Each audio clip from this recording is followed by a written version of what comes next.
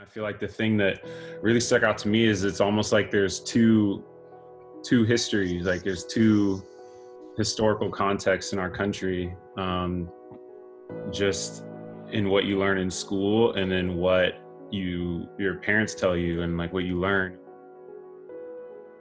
Like my grandma was actually born on an Indian reservation just outside of Tulsa. Um, and so I learned at a young age, like I learned about the Tulsa massacre, where there was like a mob of people and they came and burned down an entire city and murdered hundreds of Black people and no one got arrested. Like that was just something that I knew. But then like growing up, a lot of people don't know that. And it's like, that's, it's, I don't, it's wild to me that that's not like a known thing. Like I like learned about Huey Newton and like Bobby Seale, like Fred Hamp, like just things like that, like all those guys. But what I think that also does is it's been instilled generation to generation, like a deep mistrust of authority, specifically like white male authority. I feel like I know my father really struggled with that. My grandma struggled with that. And that kind of deep mistrust, I think, was, I don't want to say it was instilled in me, but you're aware of it because of what they've gone through and like what your family goes through and like what you hear and then what you see.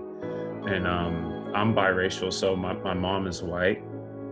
And I think my parents early on, they did a really good job of like, hey, we're not going to run from this. Like, we want you to know, we don't want any kind of confusion.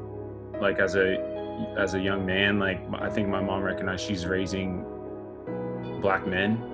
And so she made sure we like learned all the stuff we needed to learn. Like my dad made sure like he sat us down and was like, hey, if you ever get pulled over, like you have to like do exactly what they say. Like do not mouth off, don't talk back, like, cause they will kill you.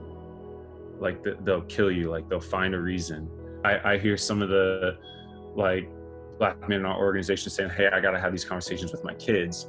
And then I'm remembering like I had those conversations with my parents and they're letting me know. And I'm grateful that they didn't sugarcoat anything, even though we were really small. Me and my brothers, we were really small. Like they didn't like pull any punches. Like they were honest and straightforward. I remember watching, like they sat us down and we watched on VHS Roots, like the series like Roots. We watched the autobiography of Malcolm X.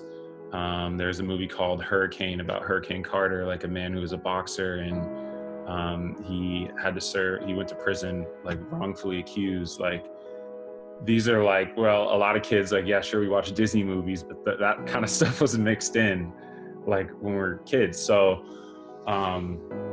yeah, you grow up learning that and being suspicious and knowing that you're not the same and that the rules don't apply to you, or the rules don't apply to them, and you have a different set of rules that you have to follow.